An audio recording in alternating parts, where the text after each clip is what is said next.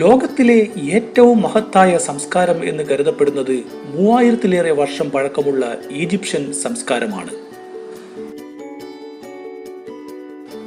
ലോകാത്ഭുതങ്ങളിൽ ഒന്നായ ഗിസയിലെ പിരമിഡ് മനുഷ്യ അധ്വാനത്തിന്റെ പാരമ്യത കാണിക്കുന്ന ലോകത്തെ ഏറ്റവും വലിയ മനുഷ്യ നിർമ്മിത സൃഷ്ടിയാണ്. ഈജിപ്തിലെ 4ാം രാജവംശത്തിലെ ഫറവോ കുഫു നിർമ്മിച്ച ഗിസയിലെ പിരമിഡിന് ഏകദേശം 500 അടി ഉയരവും അടിഭാഗത്തിന് 13 ഏക്കർ വിസ്തീർണവും ഉണ്ട്.